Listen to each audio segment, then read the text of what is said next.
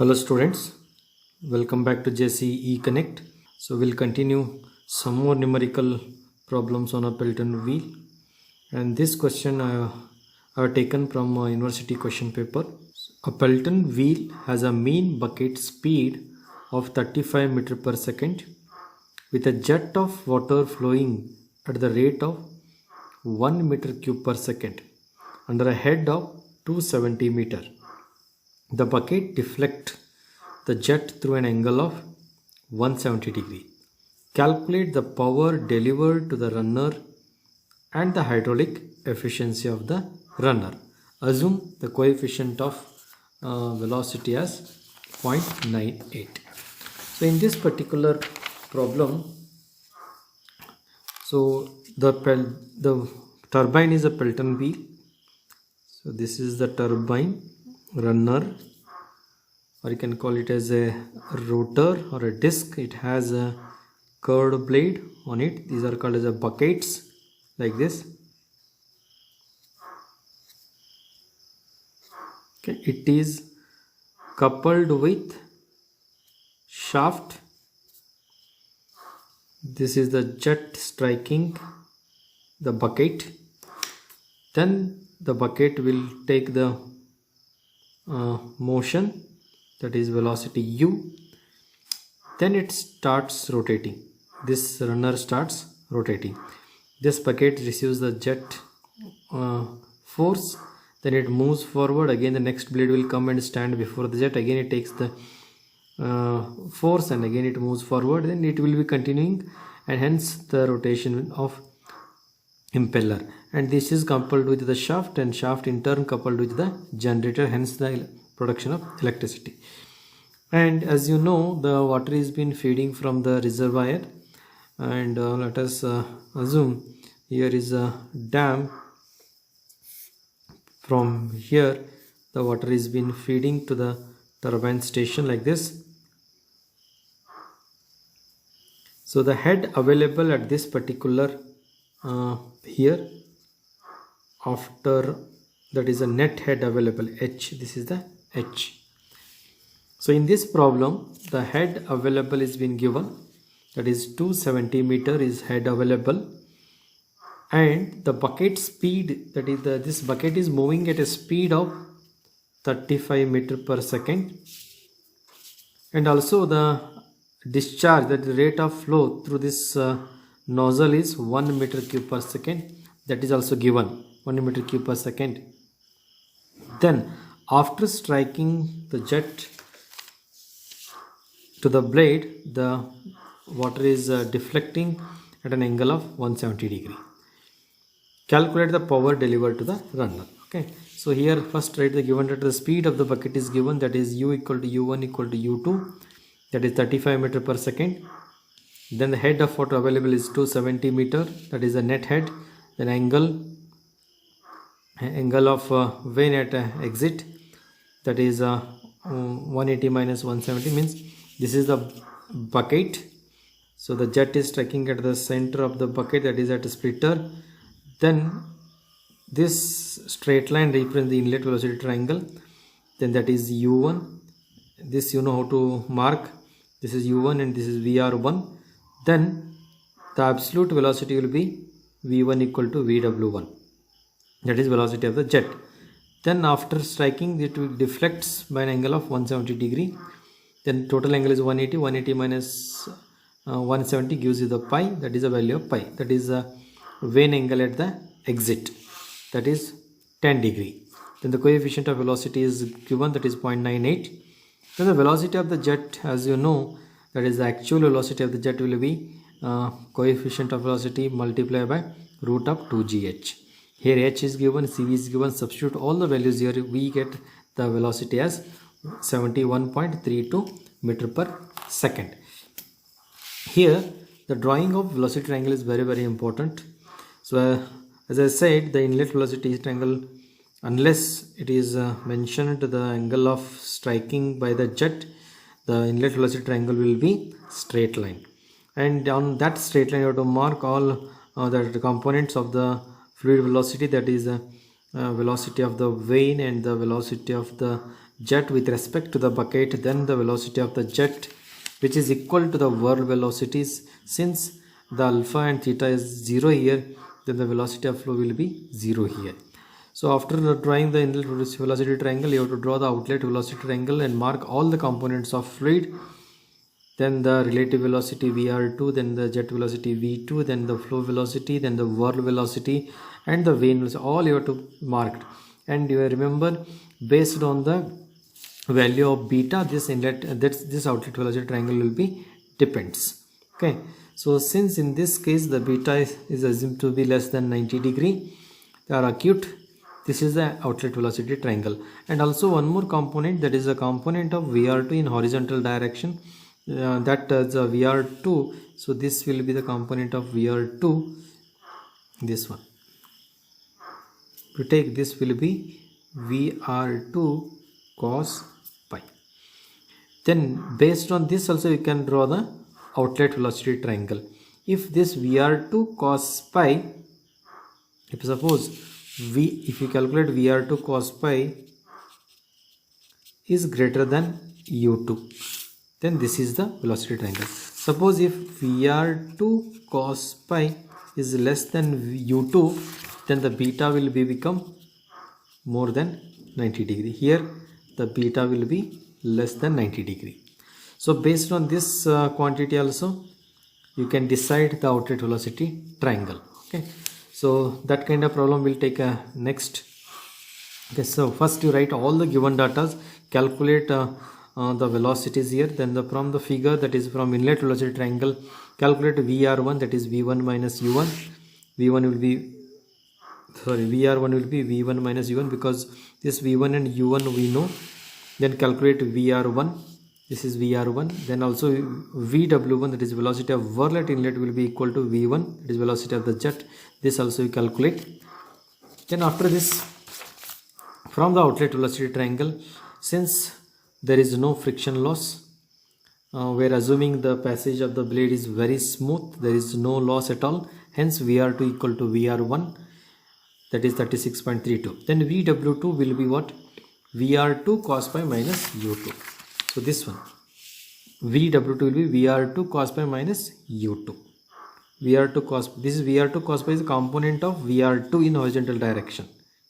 Okay, then calculate that also, because this we required for calculation of work done by the jet. Then we get 0.77 meter per second.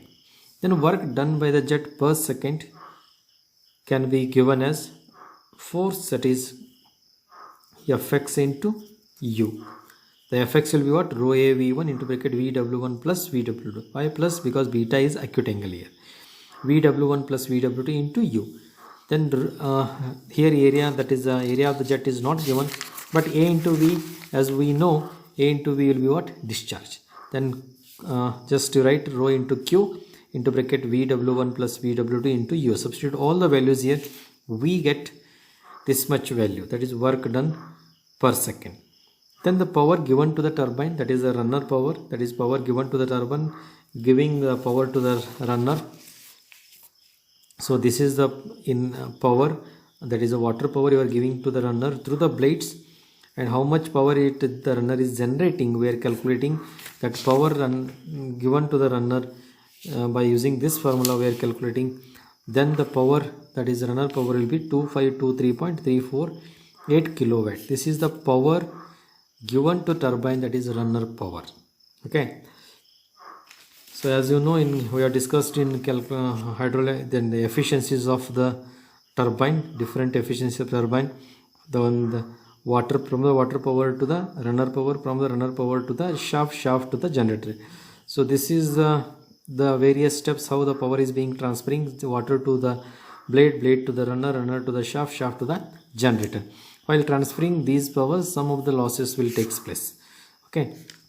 That we have discussed while discussing efficiencies of the turbine. So since this power what we call is a runner power, then you have to calculate the hydraulic efficiency. So as we know, the formula for efficiency, output by input. Output is nothing but work done per second, and input what we are giving is kinetic energy per second, that is kinetic energy of jet per second. As we know, the work done per second formula is Fx into U. Then Fx will be rho A V1, Vw1 plus Vw2 into U. Then inlet power, that is kinetic energy of the jet per second. This formula also we know, half rho A V1Q. Then when you cancel the terms, then finally you will get this term 2 into U into bracket Vw1 plus Vw2 divided by V1 square into 100. So you can use this formula to calculate the hydraulic efficiency. So here substitute the value of bucket velocity, then the whir velocity at inlet and outlet. Then after simplification you will be getting this final formula, and through if you can remember this one, and when you remember this one you should remember work done per second, that the formula is this one, work done per second. Then also you have to remember the kinetic energy per second, and when substitute and simplify you will get this equation finally. Then you will get the hydraulic efficiency this much through this formula. And one more way of calculating the hydraulic efficiency is we have discussed while calculating various efficiencies of the turbine. The hydraulic efficiency can be defined as it is the ratio of runner power to the water power. The ratio between the runner power to the water power, that is the first comes the water power. Through the water power the runner power generates, because the power is being transferring, that is the force is being transferring from the blade to the runner. So hence it is called as a runner power. So runner power by water power, as already we have calculated the runner power. This is the runner power, then divided by water power. So water power can be given from the available head of the water, that is rho into G into Q into H. Substitute all the values here, we get the water power. So this much is the water power available. Then substitute directly the runner power by water power, we get this much of efficiency. So since here some of the losses are been considered, so here hence this much is the efficiency we get. Both answers are correct. This is from this formula and this is from this formula, and both are correct. You can use any formula to calculate the hydraulic efficiency here. Okay, that is runner power by water power.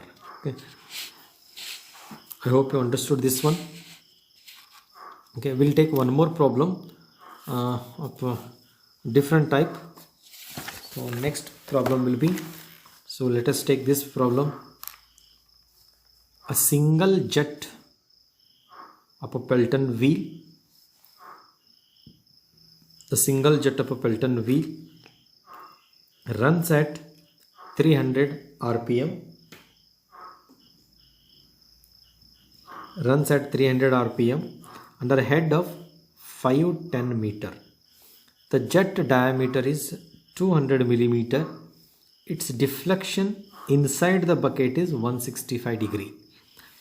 And its relative velocity is reduced by 15% due to friction. Determine water power, resultant force on the bucket, and overall efficiency. And take mechanical losses 3%, coefficient of velocity as 0.98, and the speed ratio as 0.46. So these are the data given here. So we need to calculate what is the water power and the resultant force on the bucket, and also overall efficiency of the Pelton wheel. So let us write the given data first. The speed of the wheel, that is N, is given 300 RPM. Diameter of the jet D is 200 millimeter given.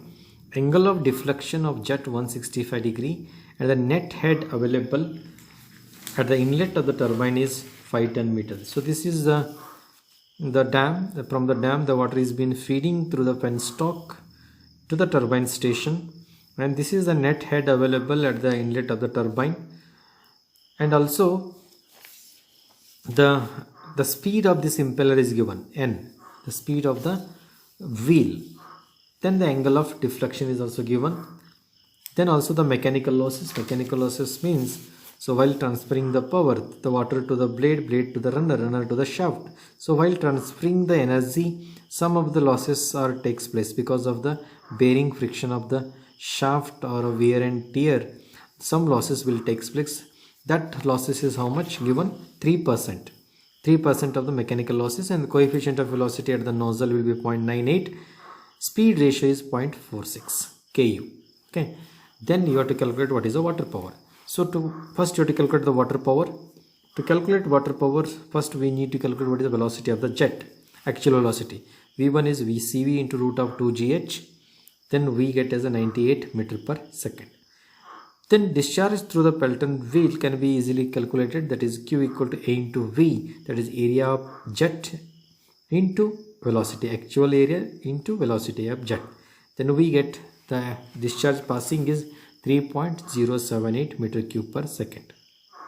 Then the water power WP, that is gamma W Q into H. Okay, Q we have calculated, H also we know, then gamma W is the specific weight of the water, 9.81 into 3.078 into 510 divided into 510. So we get as 15399.5 kilowatt. Then next you have to calculate the resultant force on the bucket. You have to calculate the peripheral speed of the wheel. The peripheral speed of the wheel can be calculated as U, that is the velocity of the bucket, Ku times of root of 2GH.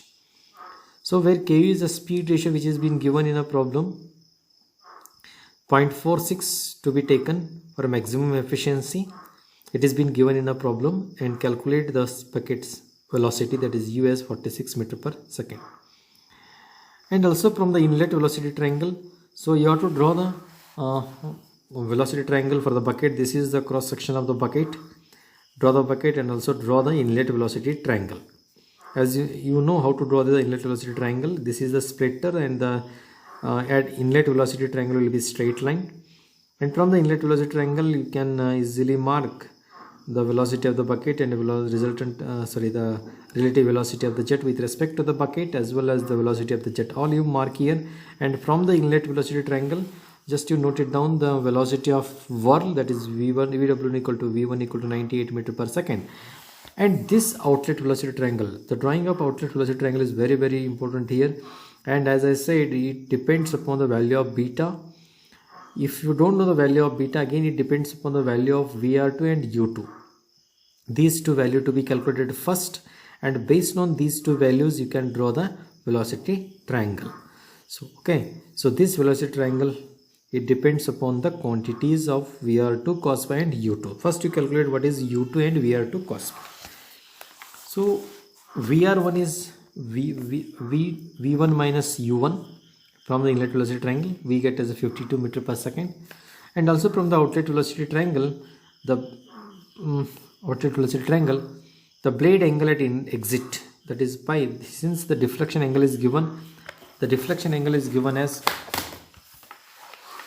in this case the deflection angle is given as 165 degree. So 180 minus 15, so 180 minus 165 we get as 15 degree, that is the vane angle at the outlet we get here. Vane angle at the outlet.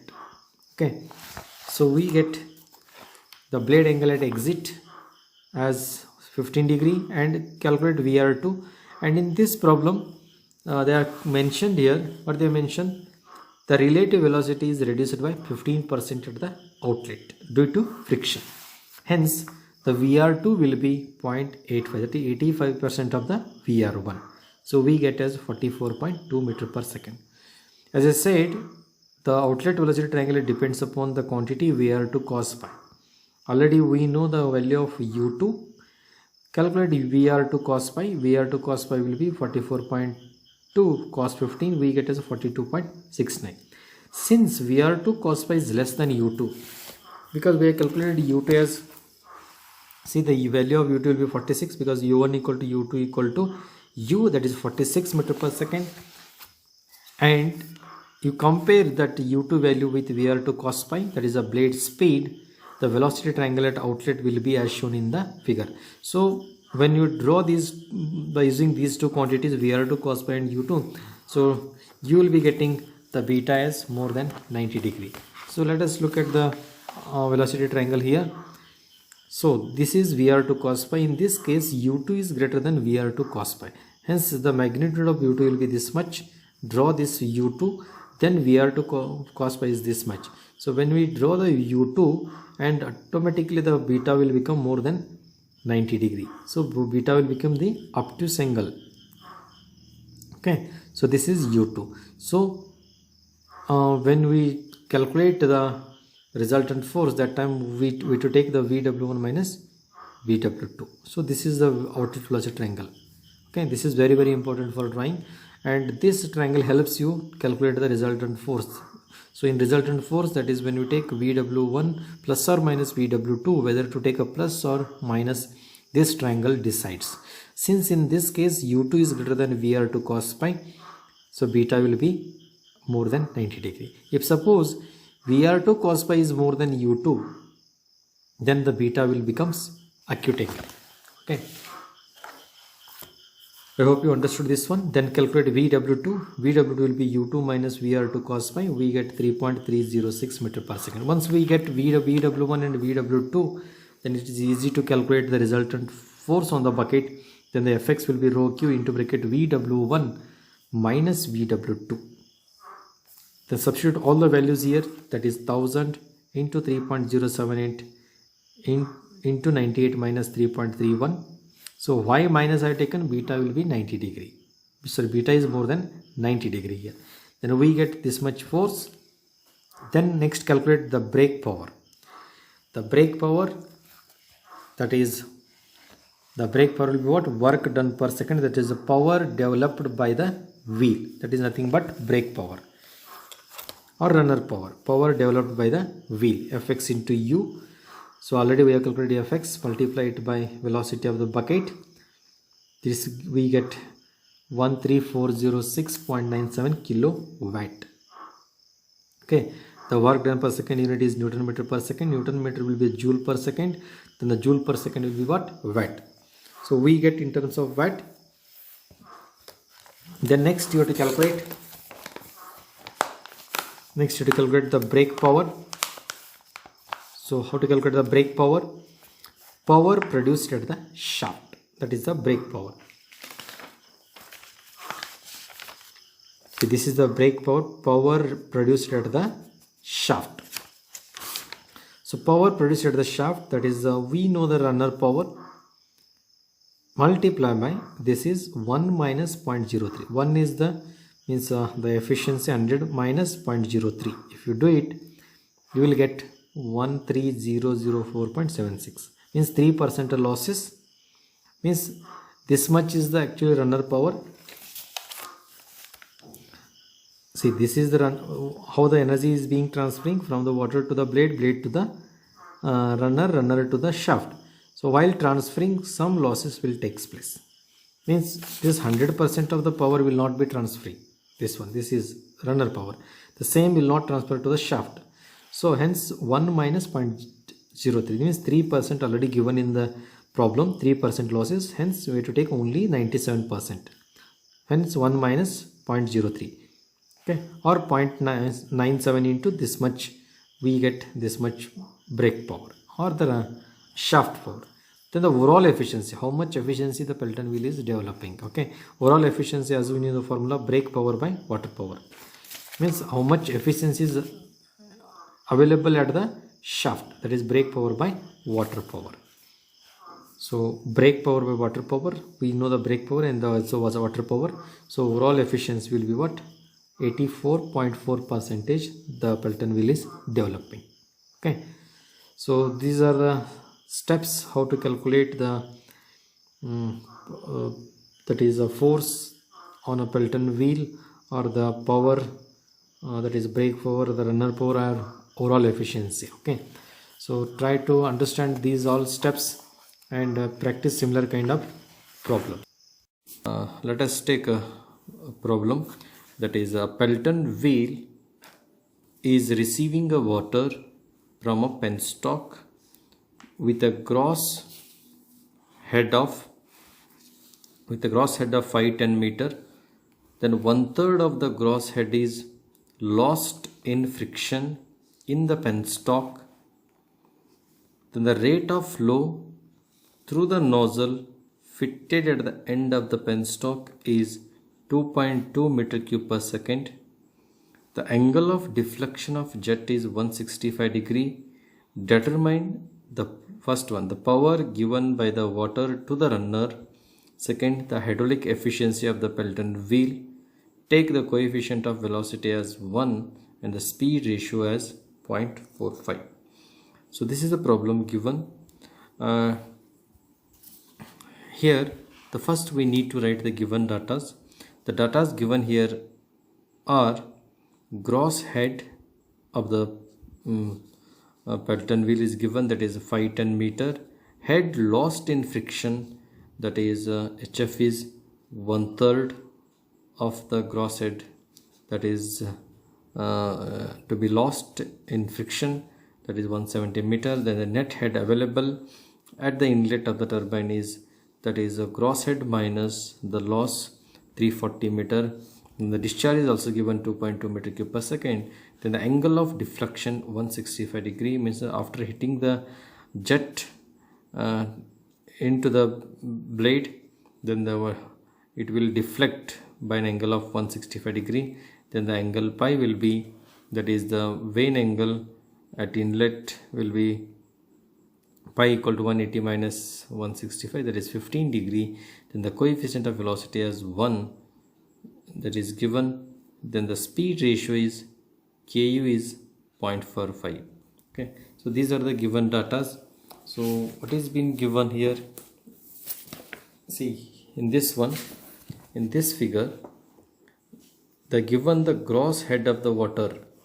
Okay, the gross head of the water is been given, that is 510 meter.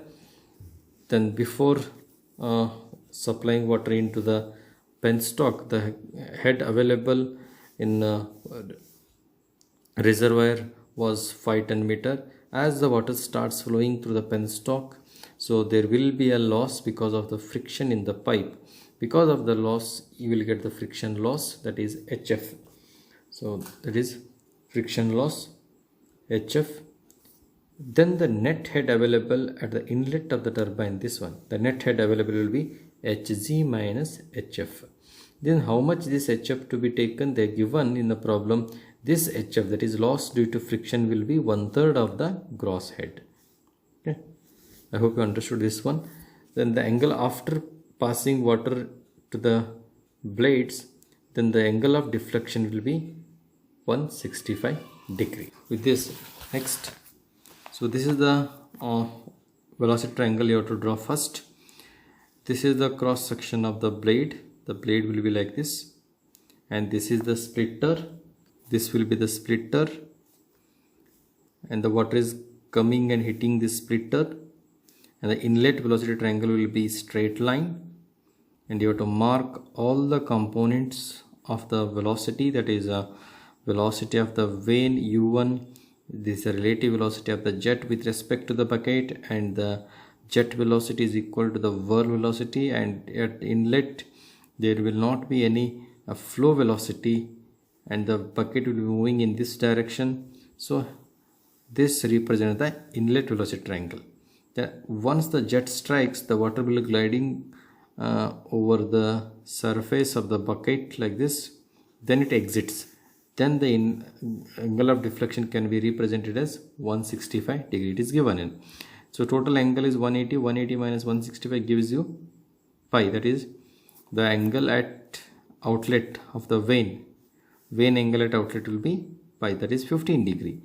Then you have to draw this outlet velocity triangle. This represents the relative velocity. Then draw the jet velocity absolute, that is absolute velocity. Then the beta will be acute. Then mark this u2, that is velocity of vane at outlet. Then this is a vw2, whirl velocity at outlet. Then this is a vf2. So mark everything at outlet tip of the bucket. This triangle represents the outlet velocity triangle. So with this outlet velocity, with this velocity triangle, now we need to calculate the force exerting by the jet on the bucket. So the power given by the water to the runner, so we need to calculate this one. So to calculate the power given by the water to the runner, first we need to calculate what is the velocity of the jet. The velocity of jet is given as v1 equal to cv root of 2gh. So this is the actual velocity of the jet which is acting on the bucket, that is cv root of 2gh, where cv is the coefficient of velocity that is given 1, then the velocity we get 81.67 meter per second. Then after this, the velocity of wheel, that is u equal to ku into root of 2gh, where ku is 0.45. that is also mentioned in the problem. We have to take the speed ratio, but it's 0.45, then the velocity of the wheel will be this much, 36.75 meter per second. Substitute all the values, that is velocity of, that is a g and h, all you substitute. The h is the net head available at the inlet of the turbine, then finally we get 36.75 meter per second. Then referring to the velocity triangle, you have to calculate the relative velocity VR1. VR1 will, because we know this u, then VR1 will be V1 minus U1. Then you have to calculate that VR1. So referring to the figure, that VR1 will be V1 minus U1. So we get 44.92 meter per second, because U1 equal to U2 equal to U. Also you have to calculate VW1. So VW1 is equal to V1, 81.67 meter per second. Then also from the outlet velocity triangle, we have VR2 equal to VR1. From the outlet velocity triangle, this VR2 is equal to VR1. Since they are not mentioned any losses in the passage of the bucket, so we have to assume VR1 is equal to VR2. Means we are assuming this passage, that is the blade passage, is very smooth. There is no any frictional losses. So VR1 is equal to VR2.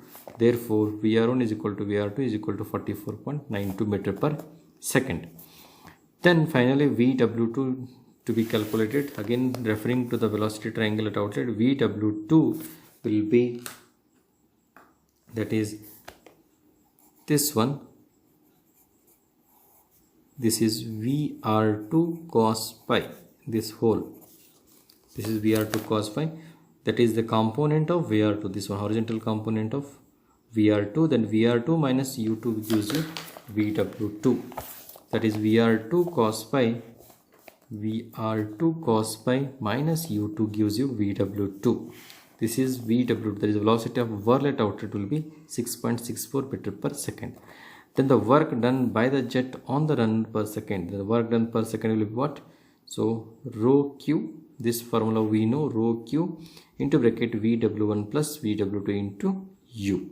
This is the force exerting by the jet. Force into velocity of the bucket will gives you work done per second. You have to remember this formula.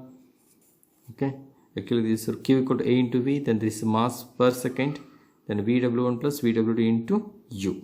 Substitute the values of rho, that is 1000, then q is 2.2 given, then VW1 calculated, VW2 also calculated, phi plus because the beta is acute angle at outlet velocity triangle, then velocity of the bucket, then finally we get this much. Then the power given by water to the runner, so just to divide it by 1000, we get 7139.863 kilowatt. Okay, that is Newton meter will be the joule per second gives you, joule per second is watt, that is kilowatt. Then after this, hydraulic efficiency also you have to calculate. To calculate hydraulic efficiency, so hydraulic efficiency you have to calculate hydraulic efficiency of the Pelton wheel. That is, this is the formula to be used. Hydraulic efficiency, this one, 2 times of VW1 plus VW2 into u divided by V1 square. Then you will be getting this much is efficiency. I hope you understood this one. This is the work done per second, that is the, then the velocity of jet, or else hydraulic efficiency you may calculate.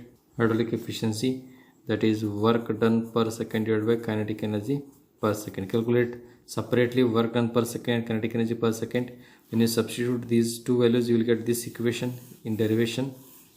You know this formula, then substitute all the values here, then you will be getting hydraulic efficiency. Okay, so remember this formula, 2 times of VW1 plus VW2 into u divided by V1 square. So why V1 square? Because kinetic energy per second will be half mv square, that is we get kinetic energy per unit weight of water.